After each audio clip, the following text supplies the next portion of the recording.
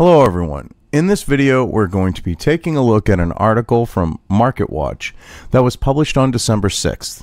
Now, it's funny. MarketWatch wants us to actually feel sympathy for the professional athletes in the United States who make millions of dollars and are not going to get to write off all the shit that they do when they're driving in big, fancy fucking, exotics and supercars and things like that. They want us to feel sympathy for them when they will disrespect the, American people at large, soldiers and the like, and take a knee. And even though those people are going, hey, a majority of Americans are going, hey, you're being fucking morons. They want us to feel sympathy for them because they feel that they're fucking entitled to do stupid shit like that and drive around and, in fucking $1 million cars and shit like that. And they don't get their tax write-off anymore. So we're supposed to feel sympathy for them. Remember that, because that's what they want us to do in this article, which is by Stephen Cutts, little soy boy beta bitch who's probably never ever fucking watched a professional sporting event in his life. And he wants us to feel sympathy for entitled, whiny little fucking millionaires. Dude, go fuck yourself.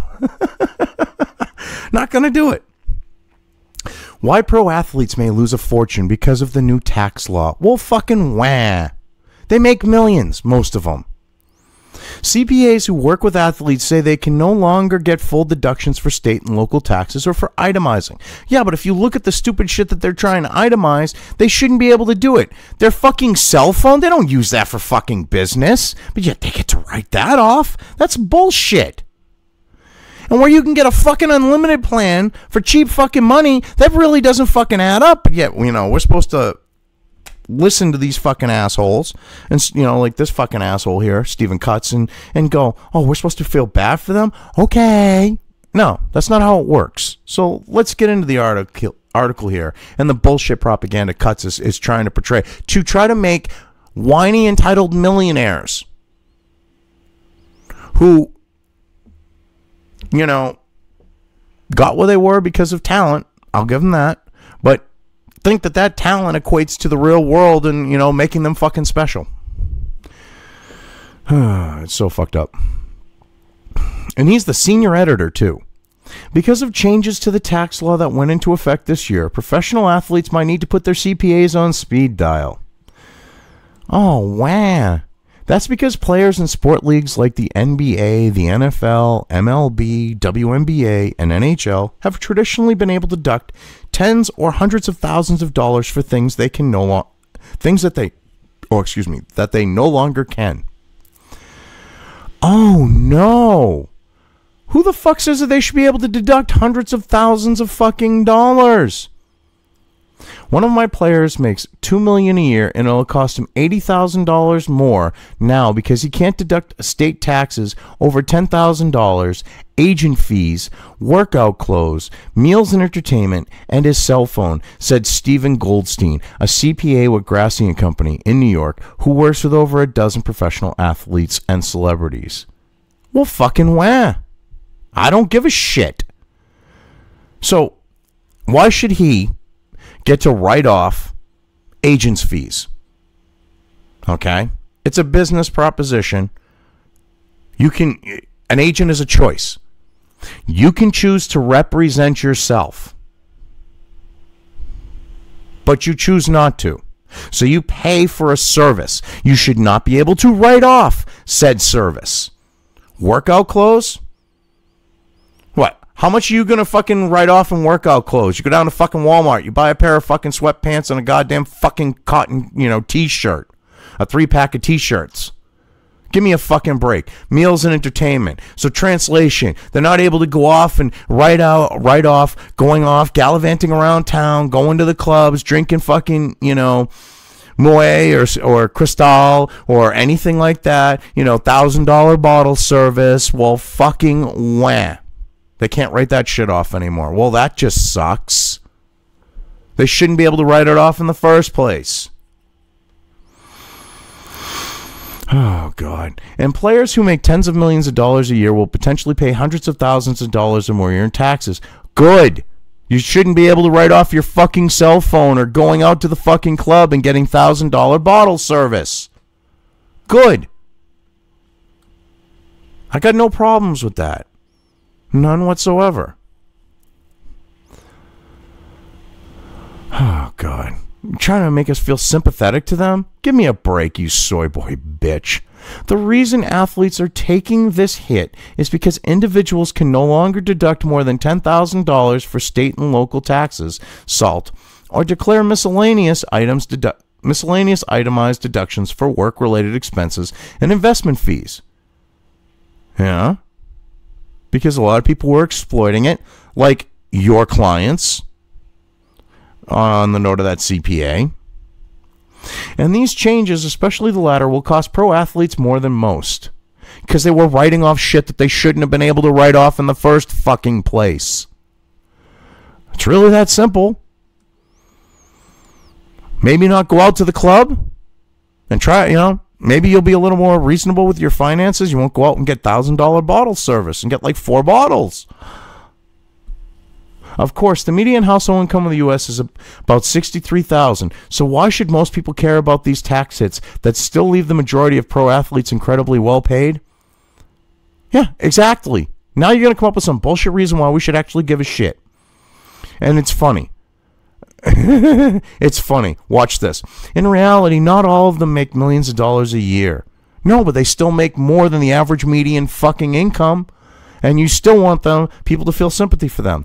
As Goldstein points out, a third of NFL players make the league minimum, which this year is $480,000, and the average NFL career is only about 3 years. Okay? So they're going to make over $1 million in that 3 years. All right? Before taxes. If they work the average 3 years. But a third of them make $480,000 a year. That means 2/3 are making way more than the league minimum, or past the league minimum. I'm sure a large number of them are making way more than it.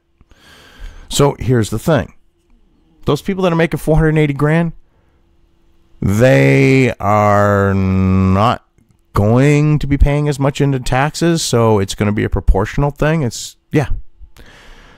And $480,000 a year isn't crying fucking poverty. If they invest, if they lived off $100,000 a year, cash, paid their taxes and invested the rest, they'd be fine. But see, you don't want to talk about shit like that. You want us to feel for someone who makes almost $500,000 a year. You want us to have sympathy for them when most of us don't make that kind of money. Dude, you're a soy boy bitch, and you probably make less than these fucking idiots. And you want us to feel sympathy for them? What's your fucking name again? Oh, that's right, Stephen Cutts. Stephen Kuntz. Kuntzler. That type of thing, Stephen Kuntz. Kuntz. Kuntz. That's what your name, yeah. That's what your name should be. Kuntz. Kuntz. Because you are a freaking cunt. And that's the little slip that lets me get by that word, because I hate that word in general, but where it's spelled differently. It's my little slip through. Make us try to make us feel sympathy for these people. Fuck you. You want us to feel sympathy for people who disrespect this country because they're not going to get a tax break. Fuck you. Plus, many pros are in the minor league, where they can make less than minimum wage. Bullshit. They do not make less than minimum wage. And I love this. He pulls a story. How baseball players may strike out if Congress passes a spending bill. Okay. Minor league baseball players, you're not working a full-time job. You're not working it year-round. That's always been the case, which is why it used to be minor league baseball players would get jobs during the off season. But see, now, because we're supposed to feel sympathy for them so that they can just do baseball, they should get more money. No, that's not how it works. They're fucking minor league. Make less than minimum wage. Yeah, if they take their fucking summer job and they spread the money out over the year, yeah, it might be less than minimum wage, but it depends on where you're talking minimum wage, too. Are you talking federal minimum wage? Are you talking a state's minimum wage? So you don't want to get into that shit. Oh, God. But admittedly, the tax hits mentioned in this article are largely issues for the 1%. Oh, you think? But yet you want us to feel sympathy for these pro athletes. A lot of them who kind of fall into the 1%. Because they've got millions. Okay. Residents in all but 7 states pay income tax. The highest rate is in California, where it's over 13%. The so-called jock tax essentially means athletes pay different amounts of tax in different states. Whoa. It's not the jock tax. Everyone pays fucking state income tax if they're in a state where there's a state income tax. I mean, I live in New Hampshire. No state income tax. No sales tax. Only really property tax and meals tax for the most part. But somehow you want to try to claim income tax as a jock tax. Everyone pays it. Oh, God. Jesus cunts. You're a fucking little sleazeball, aren't you? You want us to feel sympathy for him. If an athlete lives in Florida where there's no state income tax, he pays none for his home games. But if that state athlete plays in a game in New York, he pays New York's income tax rate on the amount he made for that game, which should be complete bullshit.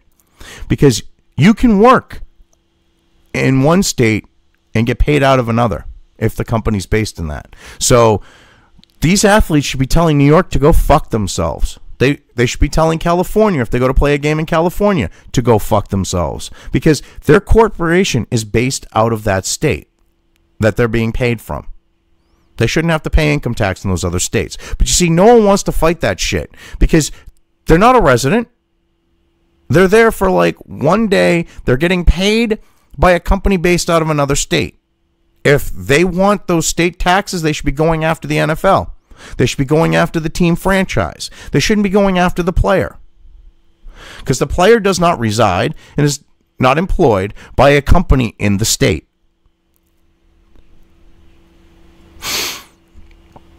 Massachusetts has tried to go after people who work in Massachusetts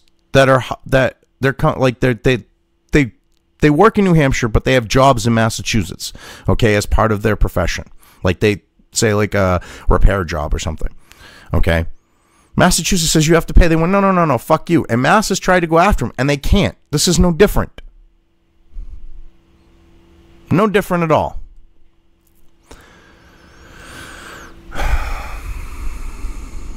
Some athletes try to play for a team in one of the no income tax states so that they pay no state income tax for their home games and that their endorsement earnings. Because, yeah, that's another thing.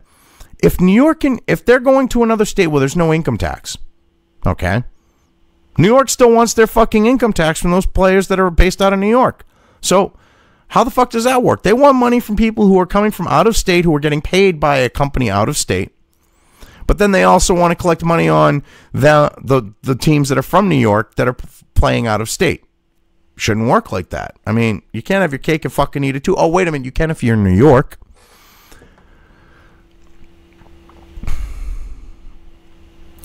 Yeah, and anyone would try to, anyone, regardless of the profession, okay, with this idea of, they try to play in teams with they try to play on teams with no income state, so that they pay no state income tax for their home games and their endorsement earnings. That's just smart business. Yeah? You're trying to make it, yeah. Most people try to find a job in a state, where they can do that, where they don't have to pay income tax and sales tax and things like that. It's just kind of the way things go. And other players choose to live in one of these states, even if they play for a team in another state. Washington, Texas, Nevada, Florida, Alaska, Wyoming, and South Dakota charge no personal income tax. And only the first 4 of these have teams in major sports leagues. Also, Washington, D.C. isn't allowed to charge income tax to non-residents, and both New Hampshire and Tennessee charge no tax on income, but they do tax dividend income and interest.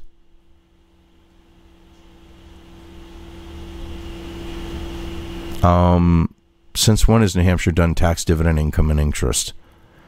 They have never done interest. As far as I know, the state of New Hampshire has never done interest, which would be like on your bank accounts and shit. I live here. I've never seen them collect it.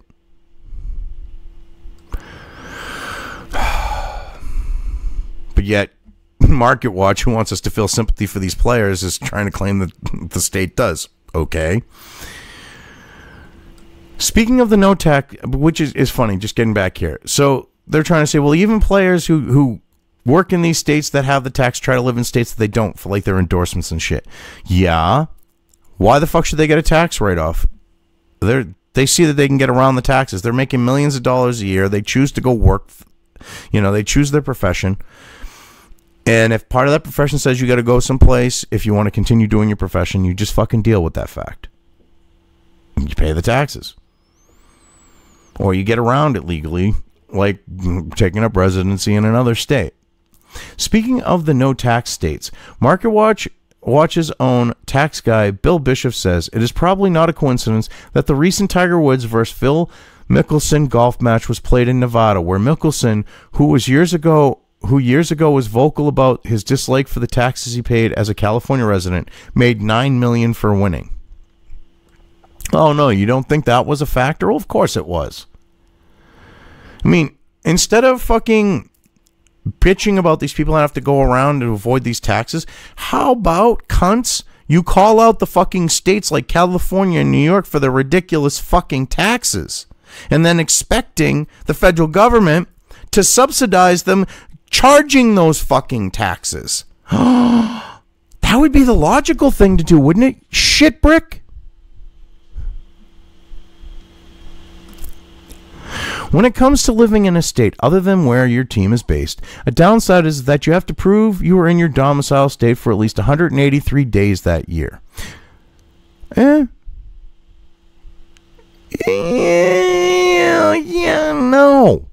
Because it depends on the state. Some states, you literally can be considered a resident the next fucking day you live there.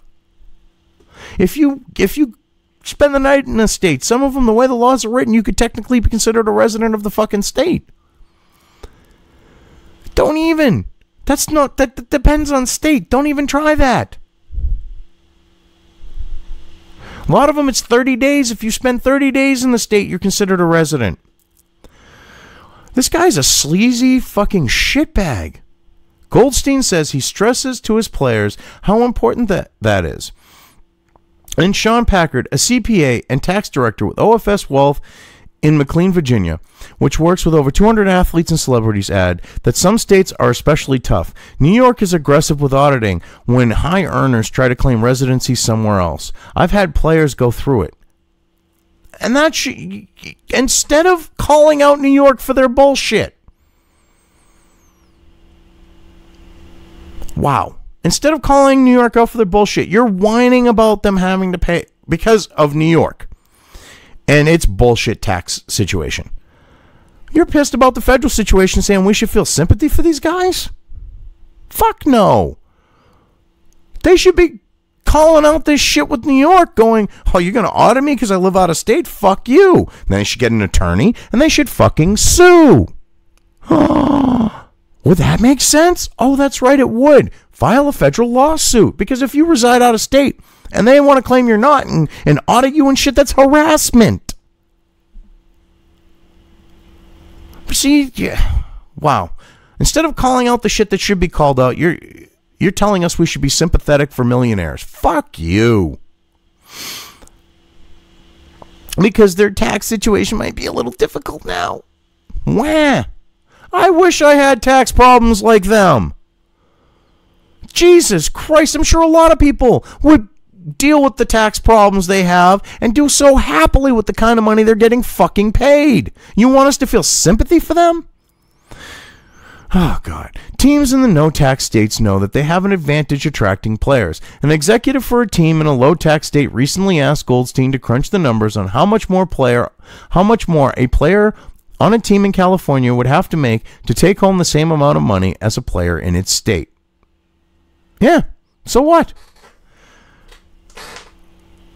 That unfair advantage is due because of the state taxes. You want to level the playing field? Tell the state to cut back on its taxes. It's not the low-tax state's problem or the team that's in the low-tax state's problem. If a team in a high-tax state can't woo prospective players, then they have a choice. They can either get the state, go after the state to lower the taxes, or they can move their franchise to another state. That's simple. That's capitalism at work. Packard points out that certain teams have always tried to play up the fact their states have low taxes. And so, they have that right. Your point.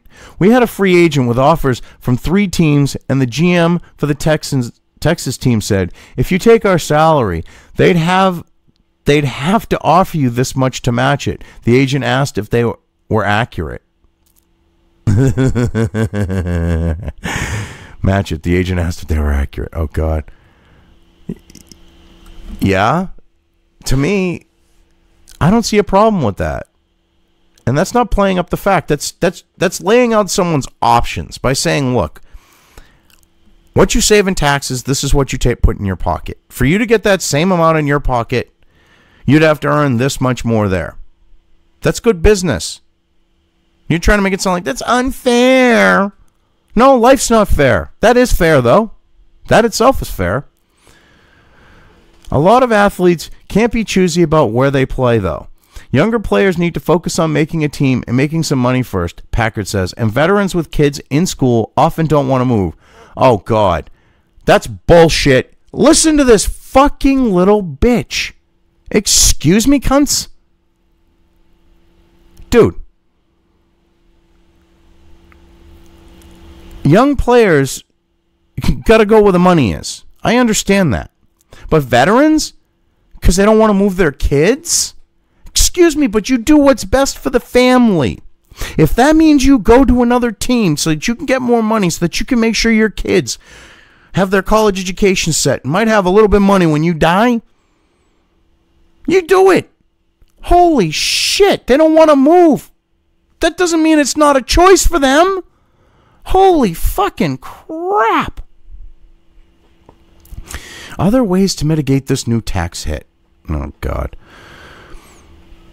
I love this. What can athletes do to soften these tax hits? Goldstein recommends some set up an LLC for income they earn for things like endorsements. Well, you should actually be doing something like that anyways. If you're dealing with business, an LLC is probably a good thing. I mean, I believe people should be operating on themselves, but the way, scumbag companies can be and shit like that, you might want the limited liability. Because the Founding Fathers understood about corporations, and they only believed that they should be created for public works projects and then dissolved after. They believed that everyone should be operating and conducting business as themselves. But I mean, I can understand the LLC for some tax alleviation and, alleviating also some liability. And Packer says, for our guys who have higher endorsement earnings and more of a business presence, we use loan-out corporations to save some tax money. So, see, there's still ways to get around this shit. You just got to get a little more creative. And it's still legal. But he says the added administrative cost of running an S-Corp can be high. So a cost benefit has to be done to ensure the player is actually saving money. If they invested the money in retirement, as they're getting it, they wouldn't pay taxes on it. I believe, 401k, you're not paying taxes on it as you're putting it in. IRA might be the same.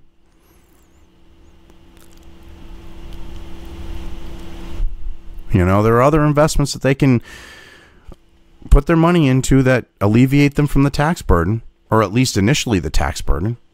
Packard also says that the new tax law's highest bracket being lowered from 39.6 to 37 will mitigate some of the losses, especially for the highest paid athletes. See, they don't leave, they kind of leave this part out because, they got to be able to deduct their cell phones and their $1,000 bottle service, because that would be the fair thing to do, because it's a business expense, going out and partying and calling up bitches to go meet you at these parties. Oh, Jesus Christ. This is one reason why I hate organized professional sports. Don't get me wrong, I love the spirits of the game, okay, whether it's baseball, football, hockey, whatever. but I hate professional sports because of this type of shit, this entitlement shit. What about the argument that superstars like LeBron James make tens of millions of dollars a year, but also live in high-tax states like California? Wah? Fuck him. Fucking wah. He makes millions of dollars a year. Wah. If he's got a problem with California's taxes, he could take his millions and use them for political activism to get those taxes lowered. Oh, really? Would that be that hard? No, it wouldn't. And what if it was LeBron? You know, he's a public figure. He might actually get people out to vote for that shit. But see, he wants to keep his money in his pocket and doesn't want to pay the taxes either. He could spend a little money and deal with the taxes that way by getting them revoked or cut or however you want to look at it. LeBron made a business decision when he went to the Lakers, Goldstein said, referring to the additional endorsement and entertainment-related money he can make by being in Los Angeles. He adds that losing 50% to taxes, 37% federal, and 13% state of, say, $10 million is still $5 million. Yeah. Very true. And with his endorsement deals, I'm sure he offsets that a little bit more. In the end, even though specific tax issues can amount to a lot of money, they are just one of the many things for athletes to consider. I will always tell people the amount of taxes is a consideration, but not the end-all, be-all, Packard says. Yeah, this is what gets me about Stephen Cutts, okay? He wants us to feel sympathetic for these people when we're talking about people who, on average, make millions. Yes, a third of the NFL makes the minimum at $480,000, but that's still a lot of money. You know, like they said, the average median income is $68,000 for the average American. They're still making more than that, even if they were to live off $100,000 and pay their third in taxes and federal. Pay at that $450,000. That's probably what they'd be paying, about a third. Plus their state tax, which you probably get them above that if they're in California, like 13%, and probably pay a bit more than that. But even if they invest the rest of the money, even in conservative investment, 3 years, okay, that's $300,000 or more. We'll say, you know, they could easily have $500,000, if not more, invested. And they're going to get a bunch, you know, they'll get some of that tax money back. So it's not like they're just giving it all away. But yeah, I mean, this just goes to show they want us to feel sympathy for fucking entitled professional athletes. They want us to feel sympathy for them because they can't write off their cell phone. Have we really got to the point where these idiots think that this shit's going to fly? That average people are going to relate to this shit? Because I don't relate to this. I go, fuck them. All right, I'm a libertarian and I believe taxation is theft. But in this situation, they choose to do the job where they make that kind of money. They choose to live in a state where they'll pay that type of tax. They've made choices. They have a choice. They can change professions and not pay all those taxes, or pay all the taxes and make the bank. It really is that simple. Anyway, I've covered this well enough. I'm just going to leave things here.